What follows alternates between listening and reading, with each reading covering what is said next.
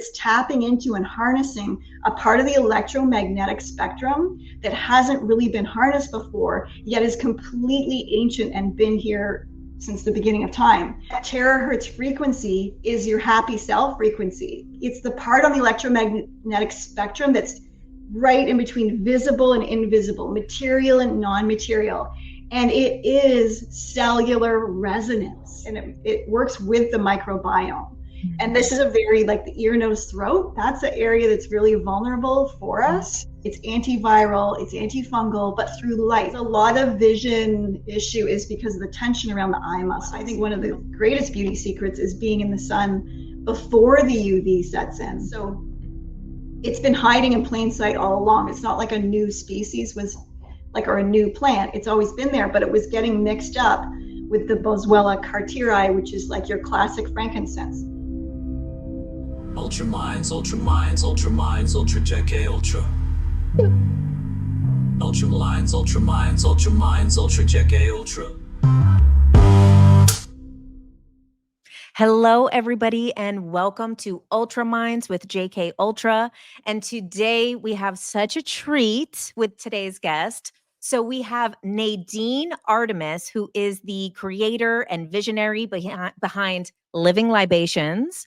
And more than that, she's a beauty philosopher and a creator of so many things. She pulls the plant kingdom into luxury, beauty, wellness, health, and she has been so ahead of the curve before the curve was even being seen. She has been laying this groundwork for so long. So Nadine, thank you so much for being here today. It's such an honor. I'm so happy to be talking with you today. This is going to be so fun. So I want to acknowledge your incredible book here, Renegade Beauty. So this book, as you can see, is a serious, it's almost like an encyclopedia, but with heart, story, opinion, and all of your things that you've gathered over the years. And it has not only kind of societal, social commentary, but then it has individual ingredients, recipes, every type of ailment, beauty, mental, physical type of advice. And I mean, it's really incredible. And this is like such an incredible book. And also the quality of this book too. This is not just, printed out. Like this is like full color, full, and like I'm working my way through it. I kind of skip around because it's what you need at the moment to look at. So you could read front to back, or you can skip around and kind of see what you need. And also your previous book about oral healthcare, where you really like broke the mold as a non-dentist, completely broke the mold in the oral health community and change the game. And I actually have right here too. I have some of your products, and I have the little where is this? The triple mint. Yes. With the little spoon, the little mother of pearl. Yeah. Yes. Okay, so Nadine, tell us a bit about kind of this journey of creating Renegade Beauty and kind of what motivated you to put it all in one place. Yeah, well, it really is. Well, when did I write it? Like 2017, 2018. And so at that point, it really was like a culmination of me like working and formulating and thinking on beauty since about 1990. That's when I started to formulate. And in 1992, I'd opened up North America's first full concept aromatherapy store in Toronto on Queen Street. And that was super fun. And so when I was in university, I started to just formulate all these things because I started to understand more about the food I was eating. And then it didn't take long to kind of look at my beauty products. And at the time, that was like the Body Shop. We all thought it was very environmentally friendly. And then I was like, oh my God, it's just like another petroleum promised land. And that like fuzzy peach bath oil had never been in peach. Dewberry isn't a plant, and like so on and so forth. Prior to that, in my like teens and when I was a little girl, I just loved like watch out for underneath your bathroom cabinets, because like I would mix and pour, and I'd mix my mom's like Joy or Chanel perfume with like the baby powder, and again, just making messes, but I just had this urge. And then outside, I was always like mushing and putting mud on myself and all that kind of stuff. So, and then in grade 9, I even did a science fair project where I recreated a perfume using essential oils. And that was like, I got a book from the library and it talked about these ancient distillations and talked about Egypt and that perfumes were from these distillations, which was really like mind blowing in the 1980s when the scentscape was just like fully synthetic. And it said you could probably get these essential oils at the health food store. And so my mom took me to the big city. And that's where I got my first whiff of like a ylang, a jasmine. And I didn't have the language for what I was smelling then because it wasn't like natural synthetic, but it totally spoke to me differently. And it was like something I'd never smelled before. And I recreated a perfume for the science fair project. And that was kind of pivotal because later, so I'm at university and then I'm like, great, I don't have to use the Body Shop. This is kind of my excuse to start actually making things that make sense. And that's like just started making everything. I made like a product called Waitress Legs for all of us that were waitressing and wanted to get rid of those spider veins or things for eczema. And then I was like making formulas that actually worked. I feel like, besides just like moisturizing or whatever, they had a purpose. And then I started I wanted all these ingredients that I couldn't get. And I was reading a lot of books from the late 1800s and early turn of the century, because they were really exploring before synthetics were really a thing. So that was really key to look at, but I wasn't couldn't find things that are more common now. I'm kind of in that essential oil world, but Angelica or Neroli. And so I started writing on my word processor because we weren't even at a laptop. Just made little letterhead with remember this little Egyptian hieroglyph thing, and I just sent it out to distillers and consulates. And then I started getting my distillers, so to speak. And that's when I found there was a whole world of quality that was so beyond what I was getting at the health food store. And it was like wine, where I would get even a tea tree or a bergamot, which are kind of common. And they were just like I'd never smelt those oils before. There was subtle nuances, and they just spoke to me. And then I kind of realized that if I'd smelled anything that wasn't real, I just sort of had this weird thing in my kind of above my nose and in my pineal gland. It just it feels like a magnet comes across it or something. And then I'm like, oh yeah, that's not real. I mean, sometimes it's just so obvious, but on the subtle things. And anyway, I just started formulating, and then I graduated and opened up that store. And, here we are about 30 years later. So in that process too, hundreds of men and women, and especially women, are asking me, questions in skincare. And, I'm 22 at my store, and I'm getting questions about menopause and everything.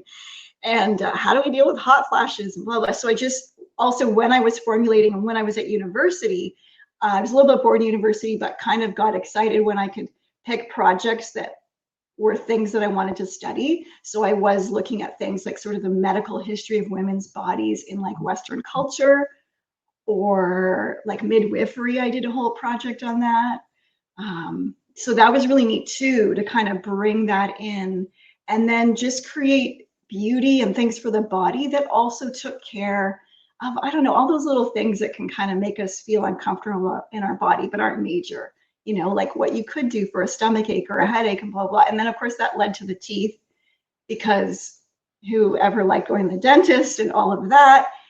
And I found that so that was in the 90s, and there was a lot of books on more naturopathic kind of subjects. And so I felt like I could find a lot of that. There wasn't a lot for the teeth and the mouth. And I just thought that kind of needed to be addressed. And I kind of went to a holistic dentist. They weren't really happening back then, but the hygienist was really good. And because, I'm a young entrepreneur now, and you're not wanting to spend your money on the dentist. You're off the parent thing. Anyway, so I had kind of neglected my teeth. And then she's like, there's a beginning of a cavity. Why don't you go home and make something for it with all that stuff that you have? And I was like, really? You can help a cavity? That was even a strange concept to me. So we took an x-ray, and then that was the origin of the Healthy Gumdrops oil. Oh, sorry, it's called Happy Gumdrops now, because they can't let you have healthy on the label anyway. So it's the Happy Gumdrops. It was healthy back then. And then like it had gone away, like when I went back in like 6 months later. And so that was the first sort of like, I was like, oh, like the teeth are alive. They're bone, obviously, connected to the whole body. And so I just really wanted to know, what do we do for the teeth? And so that was like a decade of exploring and refining, and, you know, even going through a pregnancy and understanding those changes and shifts, and really wanting to, I've self-published the book at first. It was called A Successful Self-Dentistry, like how to avoid the dentist, but take care of your teeth. It's kind of, I can't fully remember. Anyway, yeah, but I just was like, I have teeth. Like, I want to know what to do on a daily level, besides like the once a year you may go to the dentist. And also, yeah, like I just kind of, with everything else I was understanding about the body, is that, you know, the doctors, the dentists, they don't always have the knowledge. I don't know how else to say it, or the, you know what I mean? And it's okay. They were schooled in certain ways. It's not, you know, it's just like, I was just at a time when I felt like every way that we should take care of the body is like a starting point. You kind of just think, what's the opposite of what was being said? Like, you know, and then it came like huge swaths of areas like sunshine, which I always, even at that age, because I always liked the sun, and it was the 80s. So it was like, you know, Bain de Soleil, and I mean, I'm still sure it still exists, but chlorine pools and all of that. And it was just like, then that was another subject. I was like, well, let's find out. Like, I feel like we should be able to, you know, be in the sun. I feel like our skin is designed for that. And in my 20s, then I would, you know, I went to the desert, went to Sedona a few times to test out my Everybody Loves the Sunshine formula in like July. Anyway, so that's just sort of like a bit of a 30 years that led to, or almost the 25 years, I guess, that brought me to that book, and wanting to really bring it all together in a way that I felt made sense. Right. And you know what's so like beautiful too is kind of also like the spiritual aspect of it too, because it's like you're like being divinely guided in this way, you know, and we're always all being divinely guided. There's always signs, synchronicities, some type of, you know, foreshadowing from childhood, like playing with mud, making concoctions, making potions. But like to also really follow that is also really brave, because you are going up against these huge industries that have kind of set standards that are not even true. Like some of the things that you talk about is also how skin types and these things are more so for branding, marketing, sales, rather than when you're really working with the skin, what you see. So can you give us like some examples of things that people believe about skin, but are actually coming from like ad agencies convincing us we need more stuff? For sure. Well, if we start with the sun, that's a huge one. Because prior to the advent of chemical sunscreen, which is like late 40s, 50s, we were all a little bit more about the sun. Like Mademoiselle Coco Chanel said in the 40s that no outfit is complete without a tan. Like, wow, that is essential advice. I'm being silly. And then in like the 1902, there was the Nobel Prize for heliotherapy. And then in the 1920s, you have this, you can check out the photos on internet. Lausanne, Switzerland, Dr. Auguste Rollier, and that clinic and the hospital is like just verandas, and everybody's outside, and it's like a whole sun therapy hospital, and people came from all over the world to clear up their rickets, their tuberculosis. There's before and afters of children that come in with like bone malformation, and then it's black and white, but you can see they have a tan like months later, and their whole physiology has shifted. So that's really key. So I'll set out and I'll be like, well, can we, or what's the deal with that? Like with the sun and all that. So it's so essential. Like, and the more you discover and go into it, the more you know that we need that relationship with the sun. And, our skin was literally designed to be engaged with the sun's rays. We have vitamin D receptors all over our body, even where the sun doesn't shine.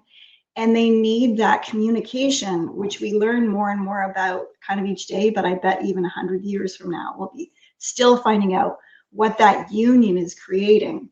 And so you do, if you have a Coca-Cola fueled body and you're eating Mazola, and then you're putting that on your body, obviously it's very exaggerated, but like that will have a chemical interaction with the sun as well. So it kind of takes two to tango. So you want to, know what you're sort of bringing to those rays. So that's part of it. And also we don't want to get burnt, but your body and your DNA can handle sun rays more than it can being in sunscreen. And besides all the chemicals of sunscreen that can get worse once they're activated by sunlight, what also happens is that sunscreen divides the rays. So it's isolating UVA and UVB.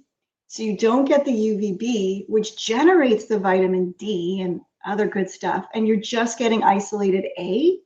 And that on its own can be sun damaging. And in my book, I go into science and studies, but there's a number of studies that show the use of sunscreen creates more moles, more freckles, and more skin dysbiosis, for example. And we also know now that having ample vitamin D, you do get about what does it prevent? About 3,000 different, diseases. And so it helps us regulate our genes. We create a beautiful cholesterol sulfate. There's actually like 12 different types of cholesterol that gets generated just by skin touching those sunbeams, or the sunbeams touching the skin.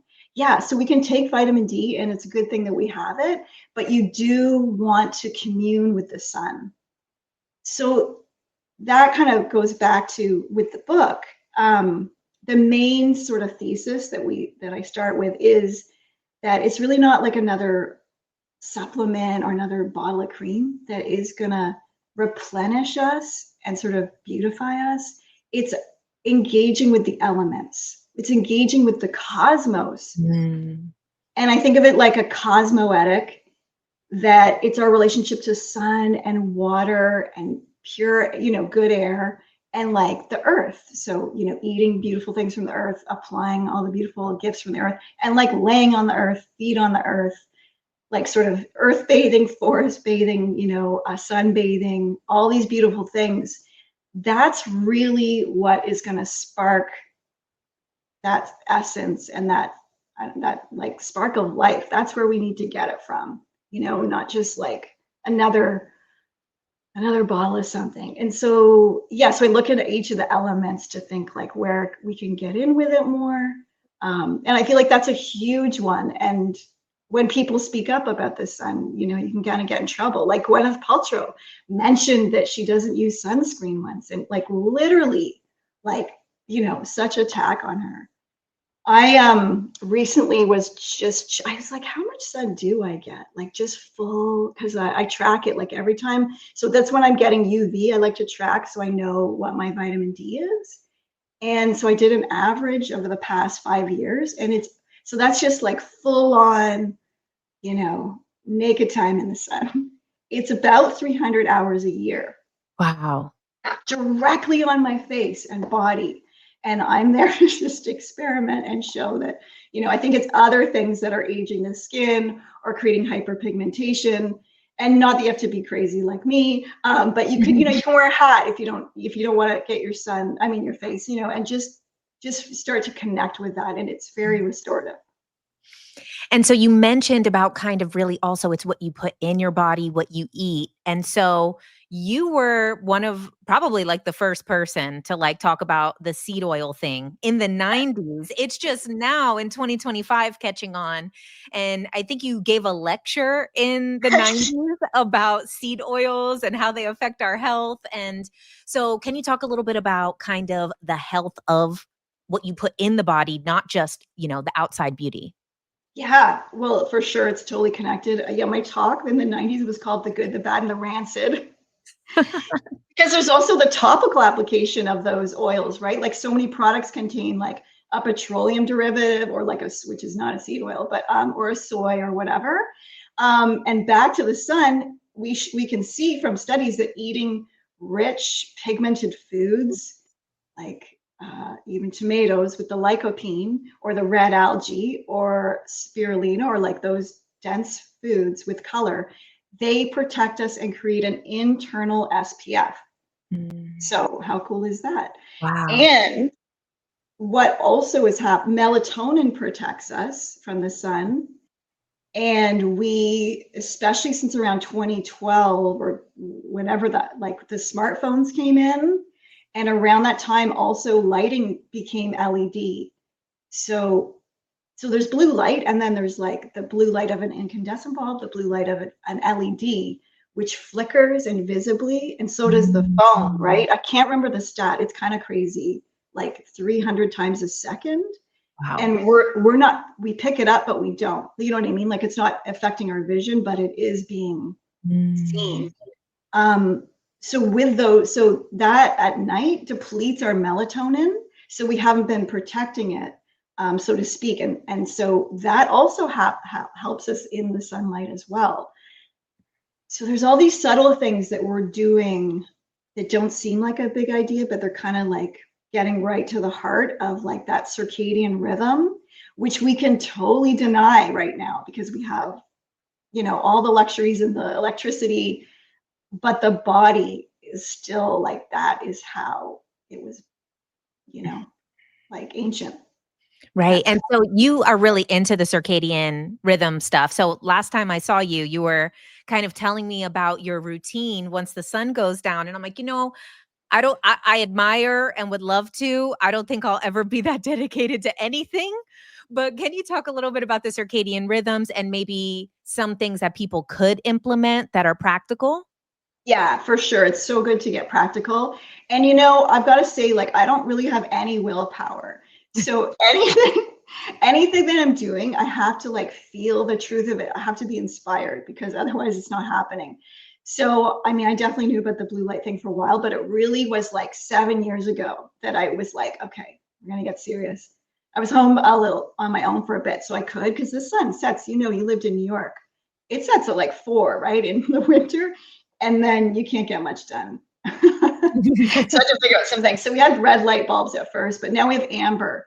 So I would say that is very easy to just get incandescent amber light bulbs. So after sunset, you're just using that and it's totally normal. So that would be good. And then I do have blue blocking glasses, which again, I thought they were pain at first, but I just can't even look at that phone light at night. I can't, like I can see it from across the room. I'm like, ah. So I do that, and that is good. And then that, you know, that allows for a kind of normal life because I'm not just shutting everything down. And I'll have to watch a movie through the red lens, but that's okay. And then you can put your phone on night shift all day. And that takes away that very like piercing blue white light. It just is like a bit amber.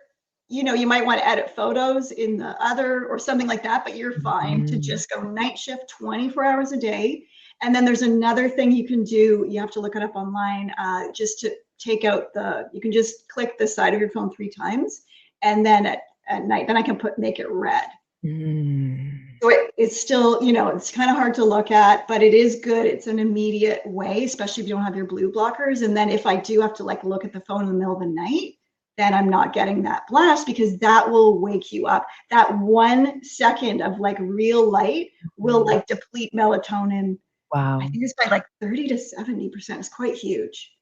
Wow. And then it will really help your eyesight, prevent headaches. Like it really helps because we don't fully know like what's going to be going on with the eyes in about 10 years from all this screen time in a way that we never had. I noticed a decrease in my vision, really like around like 2012, or it like kind of progressively getting worse. And I used to have excellent vision, and I really do think it is connected to so much phone time. Yeah, it really can be. So good things for that are like being in the sun, because what's also good on a beauty level too is like the more light you can bring into your eyes, you're not going to get crow's feet as much because you're not going to be squinting. And then like I learned because I was getting clues about the sun from a few things. So around 20, like in my teens, I was like one day I couldn't see the blackboard anymore. But I have a feeling that's because, like, if I had a headache as a teen, you got Tylenol. Like, that was the solution, right? Just Tylenol, Pepto-Bismol, you're good to go. And that is so hardcore on the liver. And I do think it affected my vision. Anyway, around, I was 1920, and I read Jacob Lieberman's, I can't remember, it's a whole book on light and sunlight. And even Aldous Huxley has Ways of Seeing, or The Art of Seeing. And it's all about working. And then I was reading about the Bates method. So there are all these ways to help eyes and to restore vision, which does include looking at the sun, sunrise, sunset. Horizon lines are good, looking off into the distance, because a lot of vision issue is because of the tension around the eye muscles. Oh, So wow. even like on Amazon, getting like an eye massager, you know, just simple. There's so many types now. All of that, like that would really help you as well. Wow. Just release that. And so what do you think about people that, like, it's becoming very common that people are not able to see that well at night, like when they're driving. So they kind of see great during the day. And then and I know some people say this is astigmatism or different things, but like, what do you think that's about? Because it's kind of getting to the point, and I mean, obviously there's the LED lights, the headlights. Yeah, but powerful. That was new around that time too, like 2012, and the street lights. Oh, yeah. But yeah, it's the same. It's still a vision issue. And so you just want to, like, you know, there's certain, like the fat soluble vitamins, vitamin D, those eye, you know, exercises, but also the eye massagers are great because, you know, then they're just really loosening that up. But it really, you know, so I would drive with blue blockers at night, but you need to see. So there's those sort of yellow daytime ones, which can help, like that would be good. I have, even if I'm in a car at night, I would definitely blue block. It's just funny now because you know, it's not like I'm out in the world very much, but when I am, I'm like, oh yeah, like light. And now because I never have artificial light on even in the day, like luckily a bright home. But if I do go out into the world, like, oh, the yellow blue blockers are so nice for all that fluorescent lighting. And I found such a difference being at an airport or on a plane with that level of, yeah, it's really nice. Right, because especially the lighting in a plane, that is like the worst of all. The worst, like fluorescent is really bad. You know what's interesting too is in my son's studies, I have a study from like the early 90s that talks about melanoma being not like, you have less chance of getting melanoma the closer you live to the equator, the more time you spend in the sun, blah, blah, blah. So really it's not a sun issue. And there's a really awesome book that was written by Dr. Ackerman on that. But anyway, my point is that they said that the cause is artificial lighting, fluorescent lighting. And I found that fascinating because that was also that was the early 90s. We were hardly even on computers back then. Right. And we were like 10 feet away from the TV. Wow. Right. And so I don't know how much you kind of keep up with newer beauty trends, because I know that you like are always creating something new and, you know, you live in your like sanctuary. But is there any kind of modern or recently popular beauty trends that you think are just like, oh no, this is so not the way? Oh, that's a great question. Probably a lot of them. Well, I'm not into like things that are invasive. So even for me, like microneedling, I personally wouldn't do. And I feel like it can create like micro scar tissue that doesn't, you know, it probably works in the short term to get things into the skin, but I feel like there's better ways. And then also when we're not using products that contain things that kind of are like invisible saran wrap on our skin. Oh, right? Because then we're driving that in deeper and the chemicals in deeper, you know, so I'm not into that.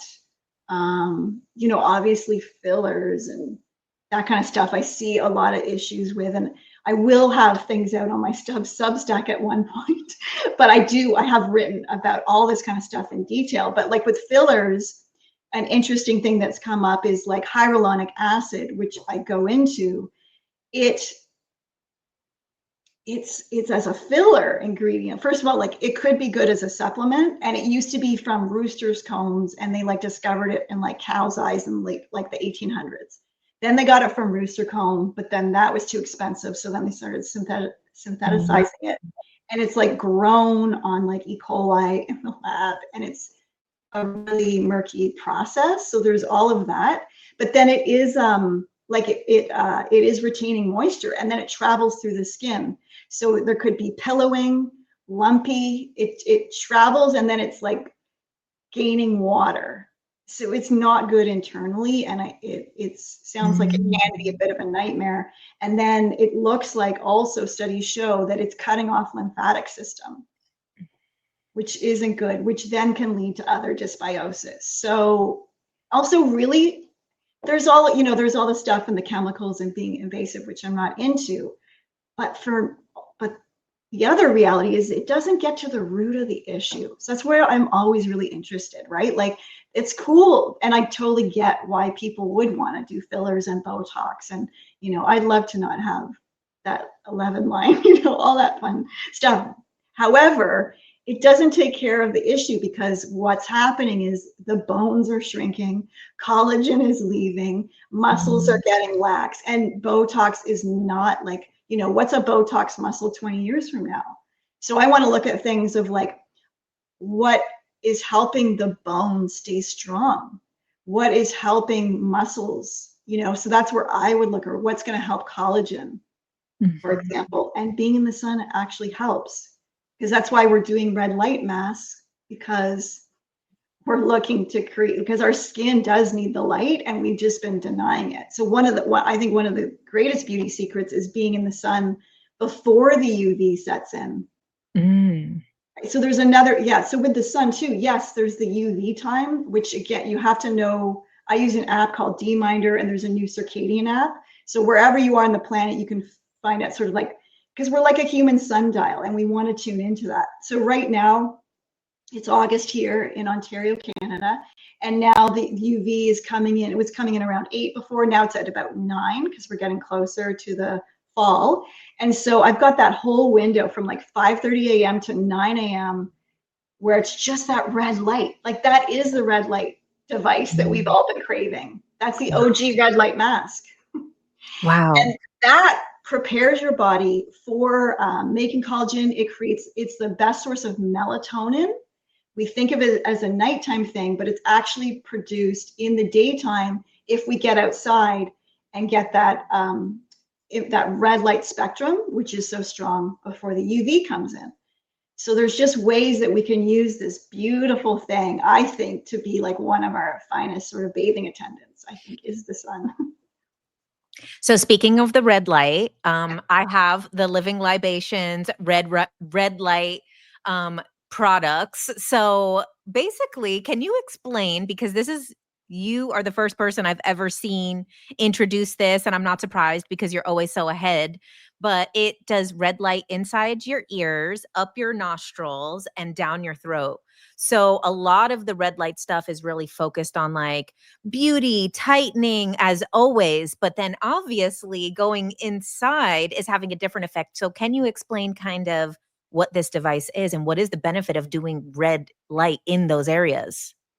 Sort of, I think of beauty as sort of inside out. And I feel like ultimately, to feel healthy is kind of to feel beautiful. And I feel like they're totally linked. I don't see how, you can kind of like, get to 80, but have like, just by using like Clinique or whatever, like it's just a topical story. And I feel like the more I do inside, then the easier everything else is. So the red light, it really helps, and it works with the microbiome. And this is a very, like the ear, nose, throat, that's the area that's really vulnerable for us, can kind of take us down if we get a sore throat or a virus in our nose, that kind of thing. So I love this device and I find it just works. Like when I came into LA to see you last time, there was just the fires. So everybody was like, as soon as they were like all kinds of people having respiratory things. And as soon as some friends were using the red light in their nose, they were like, oh my God, 1 minute later, they felt like a few months, like just, weeks of this weird breathing went away. So it works because it's working with the microbiome. It's antiviral, it's antifungal, but through light. So it's also, you know, it's like not invasive, but it is able to reach and penetrate. I mean, there's so many applications with light, like helmets for people getting Alzheimer's. And it is speaking to the light within us, because mitochondria are photonic, meaning they give light. They literally have a lux, which is a light measurement, LUX. So to me, yeah, light is just such a way to heal the body. Because it helps with tinnitus, which is a big thing right now. You can put these little pods on swollen glands.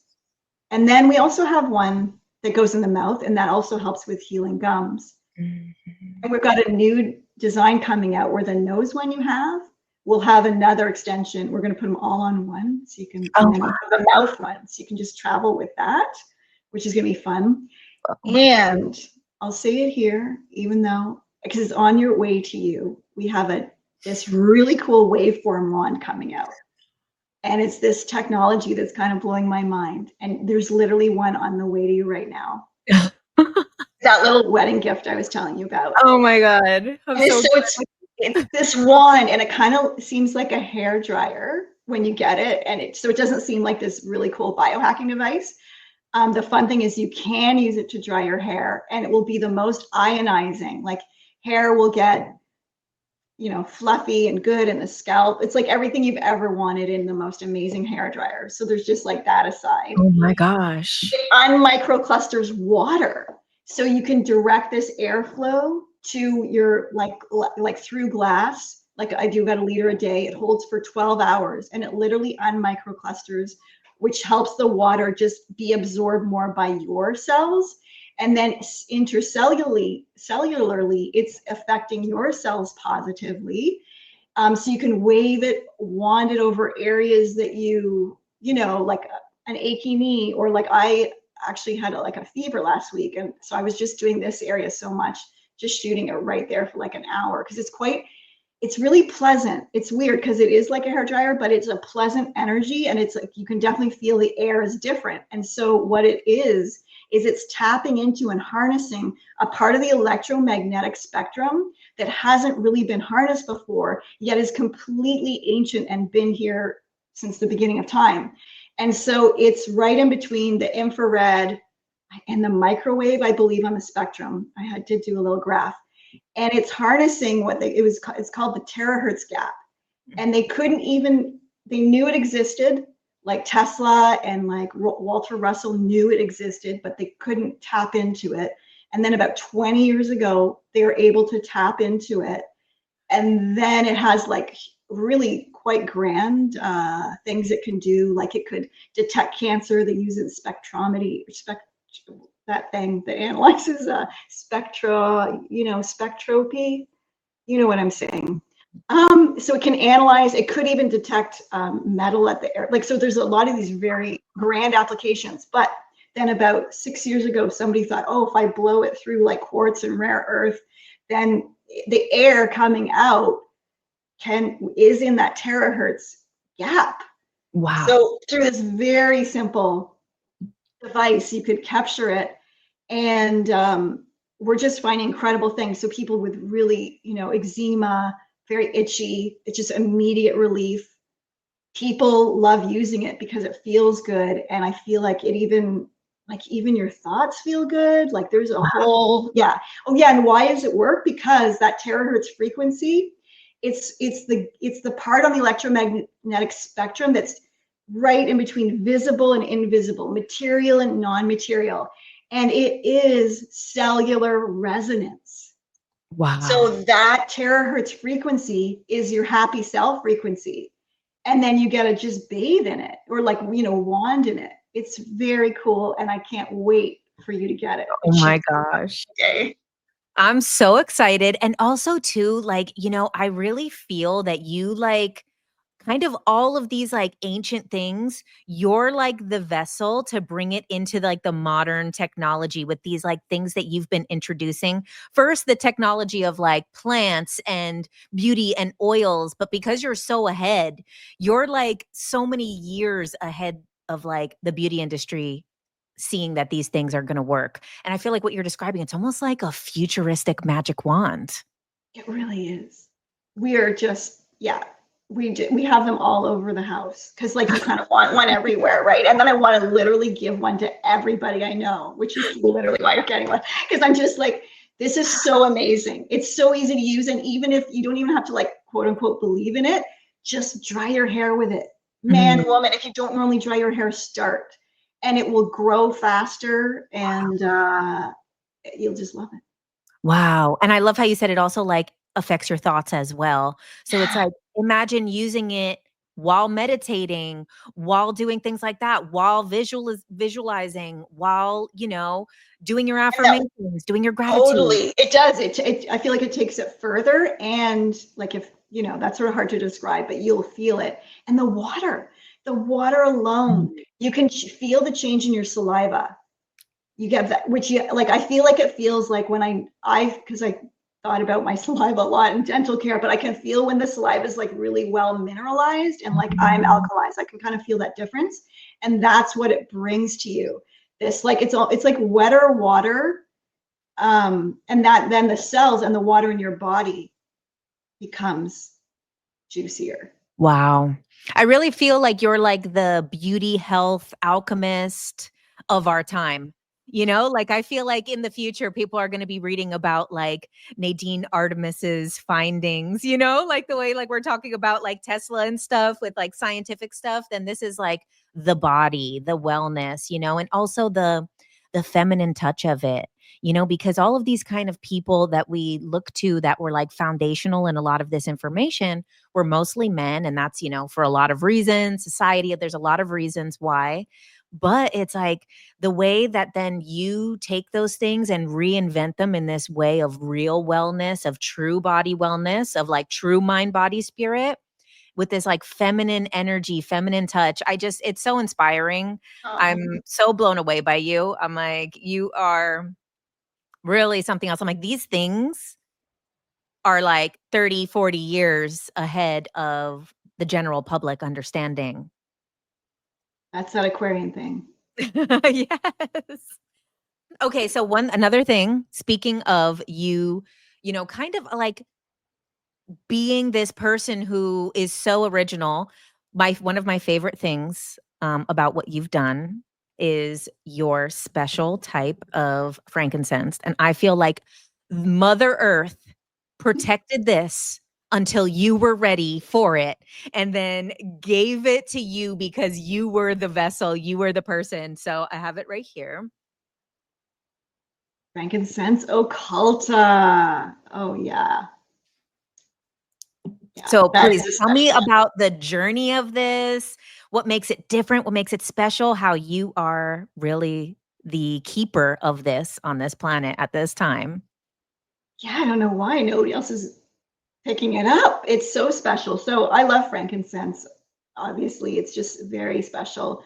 And then I love, you know, the nuances when you get other oils like that. So we have 10 frankincense right now. And to me, they're all very nuanced and different. And yet on the same level, like they're all interchangeable in a way. Like you can't go wrong. So what was super cool is this beautiful Occulta frankincense came to us through our other frankincense distiller because we were actually inquiring about honey.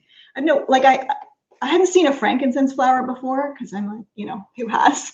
But I was like, oh yeah, of course it has a flower, and they're so beautiful and geometrical, and it's a very like the tree is very spindly, almost like a plumeria tree. Like it's not very lush, so to speak. It's usually desert dwelling. And so to see a flower on it is really quite stunning. So we got the honey. So we make a honey mask with literally frankincense flower. Honey. It's so beautiful. So from that distiller, they sent us this one called Occulta. It was like 2 years ago. I'd never heard of it. What's going on? And it was so neat, the way that they found it and they named it. So it's been hiding in plain sight all along. It's not like a new species or a new plant. It's always been there, but it was getting mixed up with the Boswellia cartieri, which is like your classic frankincense. So it was always in those batches And then they just started like analyzing it and seeing and really getting into the science of it and seeing that they had a totally different species. And so they named it Boswellia occulta, and that means like hiding in plain sight. So it was sort of, and so it just got revealed and like known to the planet, although it's not like it's known, not like it made headline news, just 2 years ago. So we just had this one, and it really is, as you can tell from the smell of it, it is like, to me, it smells otherworldly. It smells very different from the other Franks. And it's got this substance in it, which I totally can't remember the name right now, but it's never found in plants. It's only ever been found it's in spider web juice, and it's in like the secretions of like a worm, that kind of thing, like a silkworm. Wow.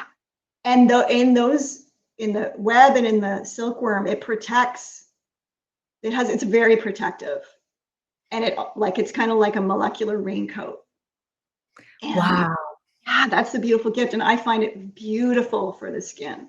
Mm. That's kind of what I'm interested in putting on my skin, instead of like, micro needling a petroleum product.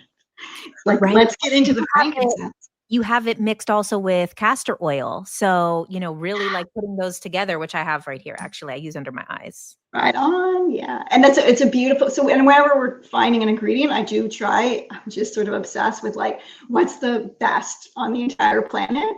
And I feel like our castor oil is very beautiful because it isn't refined, because even organic, it's pretty easy to find organic castor oil, but it's been through a few stages. And we like things like, raw and unrefined. So it's a beautiful mineral. It's grown in really mineral-rich soil. And it definitely, I feel it feels a bit different than most castor. It does. It actually almost feels like almost less sticky than other castor oils. Yeah. Like it have a sticky feeling, whereas like regular castor oils that I've gotten are a bit sticky. Yeah, which always made me a bit like because I didn't use the castor as much, because I felt like, it was like sticky, and it felt, so I love our castor. It's gorgeous. And so you do talk about castor oil packs in your book, and these are kind of things like, I want to mention a couple of things that are widely available, things like castor oil. You talk about baking soda, apple cider vinegar, honey, sea salt. So can you talk about kind of these more commonly available things and how they're beneficial to people?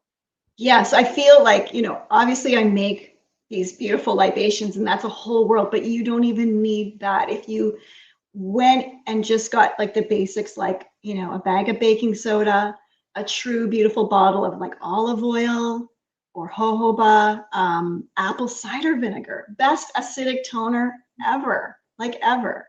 Like, you don't need any of that other stuff. And you want to dilute it a bit, like somewhere between like 30 to 50%, depending on kind of the astringency you want. Sometimes I'll put it in a spray bottle and put it with water, or I'll just put some like on my face cloth, add water, and that seems like dilution enough.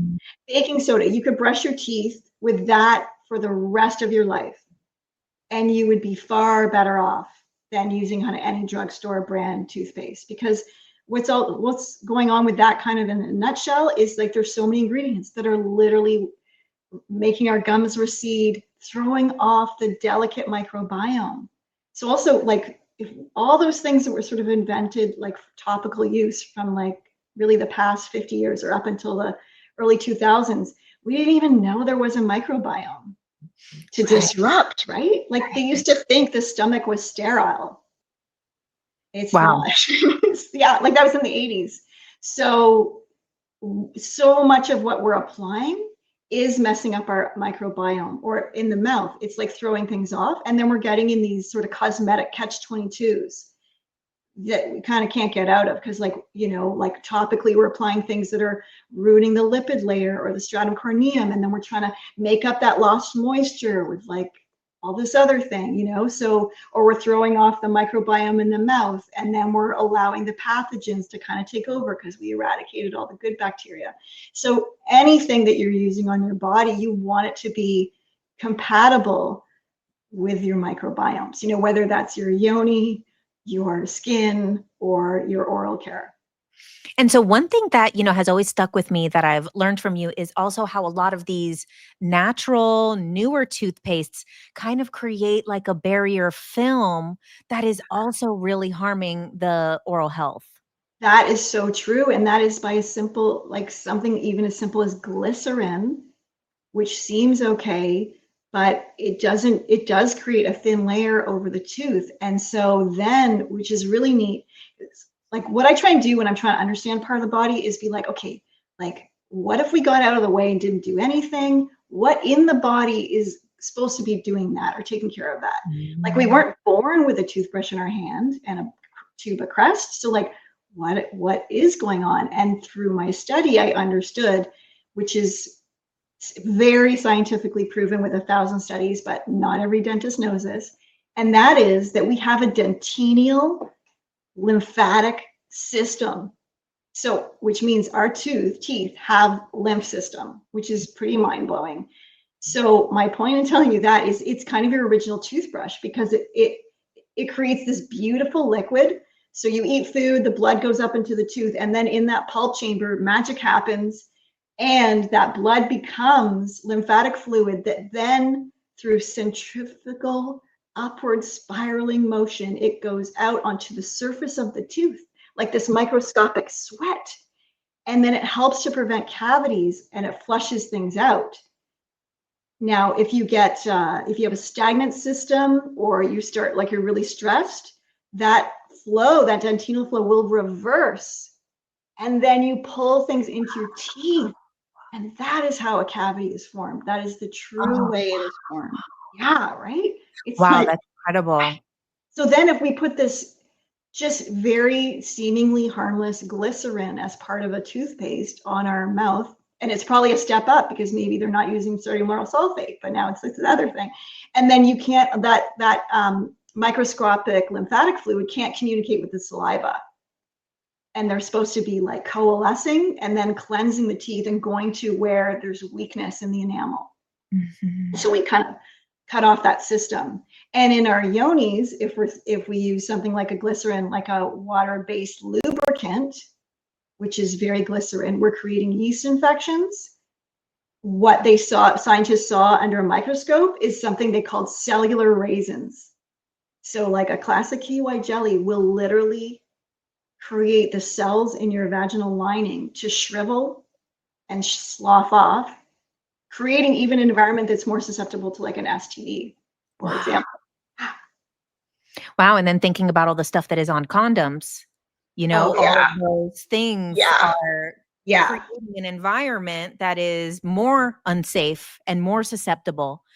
Can you talk a little bit about women's health, women's hormones? I'm someone who I get kind of really bad PMS my whole life. Like I get like crazy thoughts, like exhaustion, super moody. And, so can you kind of talk about some different stages of women's hormones? And then also too, perimenopause is coming younger and younger for people now. It's now hitting people in 30s. And now there's even millennial menopause. Oh my gosh. I actually have a lot of friends in their 30s that are already in perimenopause. And, before this was happening later. And now it's like, so can you talk a little bit about maybe some of the hormonal stuff that's going on? Yeah, for sure. I mean, it is quite a journey, like each stage of my life, like the hormones. They're like, right, whether you're a teen getting your period or you're like doing the dance of like pregnancy, not pregnancy, will I have all that thing. Yeah. And then just when you start getting used to things, then they start fading, which is super fun. And I haven't like fully figured out, the whole, like what to do in your 50s and stuff. I'm still like, I think there's good options, but I pause a bit because I know it does sort of dull your own production. And I'm just, trying to get underneath it and really get the mitochondria. That's why I always go back to like, what's the mitochondrial health? So that sort of is a general thing, but there's a lot of information out there. And I feel like the path isn't quite like, because then you're like estrogen, great. Then I found out there's 3 types of estrogen. Well, now recently I found out there's 8 types of estrogen. Oh, wow. Mm-hmm. Yeah. Or like, for example, the most hormone that we have though is testosterone, more than estrogen and progesterone. So I'm just saying that because it really is like complex. And then what about the pregnenolone and the DHEA that are kind of like precursors to those hormones? So there's a lot going on, but there's a lot that you can do. And I think if you're in your teens, 20s, 30s, you know, do look at your cycle as like a thing to just, it could help you see like, you know, is it close to 28 days, and look at ways that you can sort of bring things into balance. You know, and then sometimes it's the liver, because if the liver is congested, it's not being able to filter through those hormones before before menstruation, for example. Wow. And then also, I don't think we're like taught about our bodies at all. Like, luckily through my study in university, because I was taking women's studies, so it was like felt like I could explore all these things. I even did an essay on like the what's that called? The rhythm, like the luteal phase and all that sort of stuff, right? Because that you're not, all you're taught in high school is like you're going to get pregnant every day. Right? But then I have a beautiful friend. I remember she was like 27. So a grown woman, a teacher, like fully intelligent. They were trying to have a baby. And I was like, are you trying when you're ovulating? And she didn't even know. Like, you know, and of course she got pregnant next month. And such a beautiful daughter. But I meant like we just aren't, like we should know the signs of the luteal phase, when we're ovulating, what are the body changes, like what are the changes, so that we can know ourselves more. So I feel like that's a really good thing, to just know your cycles more. And then it does seem that we're having a lot of hormone issues for sure. Like when I was studying this in the 90s, you know, there's really understanding that, you know, the sperm count was really getting lower. I think we're now, like 50 years ago, like I don't know if I have the stats totally correct, but it's something like a drop of semen had like 100 million or million, like, and we're down to like a fifth, like a 5. If it was 100 million, it's like 5 million now. If that was like that kind of a ratio, even though my numbers might, which is just alarming. Like you still think, oh great, you got 5 million, but if you knew what you had, kind of thing. And then what I was also seeing, and this was coming more in about 10, 20 years ago, is that yes, women in their 30s we're really lacking progesterone in our modern society. And I don't quite know why, but I think that is something, if you are in your 30s and you're feeling things, that like progesterone is an easier one to supplement with, like, because you can use it topically. Rather, estrogen, I feel like you can get into things, and a lot of us really have too much estrogen right now from other areas, like xenoestrogens, metalloestrogens, and myco, which is a fungal estrogen. So we are getting it all. Like the xeno being foreign, like a plastic estrogen, like your BPA. Metalloestrogen being your like heavy metals that go estrogenic. And then the fungal, because we're getting a lot of fungal things, like, you know, like a peanut butter or whatever. So I mean, it's so in depth, it's crazy, and that's all kind of assaulting our hormones, right? Yeah. Wow, that's incredible. And so, you know, yeah, about the progesterone thing, that's what I've always suspected is kind of my issue, because, you know, they say it's like a feel-good hormone. I'm like, that sounds insulting, actually, because if I'm looking at the chart of where in the month the progesterone is supposed to start up is the worst I feel, and kind of the general consensus that women kind of feel the worst at that part of the cycle. So who called it the feel-good hormone, or are we really lacking it? Is it just not there enough, or not in enough balance to the other ones? Yeah, so if an estrogen dominance can take out, you know, it can affect your progesterone balance, but it is very easy to find, very clean, like, you know, just progesterone and even coconut oil, very easy to find, and you can just put that on topically. And then there's also I'm not affiliated with anything, it's called Health Natura, a very sweet small family company, and they have really good liquid forms, because apparently though the best way for the progesterone is on the gum. Oh, wow. Before bed, you just sort of rub it in, and it's just like a little bit, and it comes with vitamin E, because they're very good together. So that company makes very good fat soluble vitamins. So the vitamin D, D3K2, which is so essential for bone health, and that's like what we're not getting from the sun. And then the K and the A. So those are very key, like things that we're all kind of short on, but are very essential. That's what we want to look at too, is like, I love all the herbs and everything, but like, are we cat's claw deficient, or like, are we vitamin D deficient? You know what I mean? So like, sometimes you have to just work with like the things that we really, before we get a little bit fancy. And so a lot of this beauty and things is a bit geared towards women's interests. Now, what about the men? So I know that you also have a lot of male clientele and customers, because it really is for everybody. What is some things for the men out there? Some advice, some findings, some things that maybe they could be doing or stop doing? Well, for sure, get in the sun.